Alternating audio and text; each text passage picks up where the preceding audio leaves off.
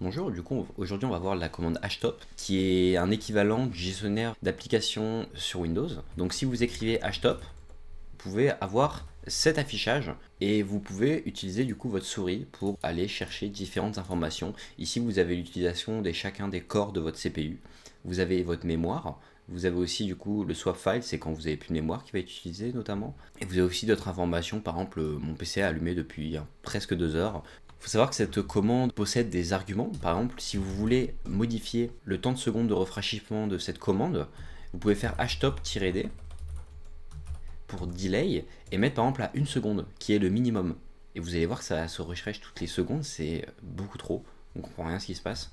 Vous pouvez aussi aller à un maximum de 100 secondes avec cette commande, et du coup ici ça sera refresh toutes les 1 minute et 40 secondes. Il y a une fonctionnalité aussi qui est htop-c, qui va enlever toutes les couleurs, donc qui va être du monochrome, soit du blanc, soit du noir, ou plutôt le fond de votre terminal. Je ne vois pas l'utilité de cet argument, mais pourquoi pas. Il y a aussi quand vous utilisez cette commande htop, ici vous avez parfois des petits icônes, comme ici c'est trié par pourcentage de CPU utilisé. Vous avez un petit triangle, qui est ce qu'on appelle un Unicode. Sauf que vous avez une commande qui est htop-u, qui permet d'enlever des Unicodes et d'utiliser que du ASCII, ce qui va donner des rendus beaucoup plus anciens, étant donné qu'avant on n'avait pas ces caractères.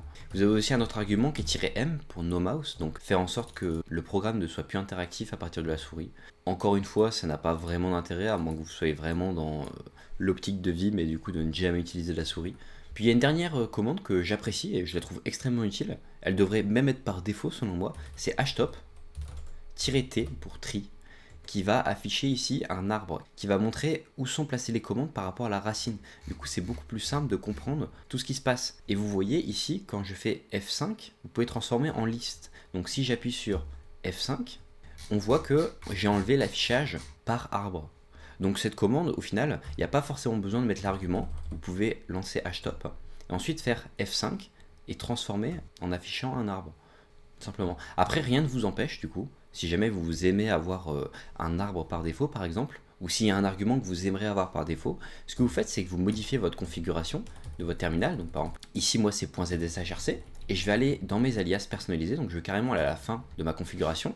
Je vais mettre un hashtag htop pour montrer que c'est un alias que pour htop, par exemple, et je vais écrire un alias. Donc, je vais réécrire la commande htop par défaut en htop-t. Je sauvegarde, je quitte, je source mon fichier de configuration pour le régénérer. Et si je fais htop, cette fois-ci, j'ai l'arbre par défaut.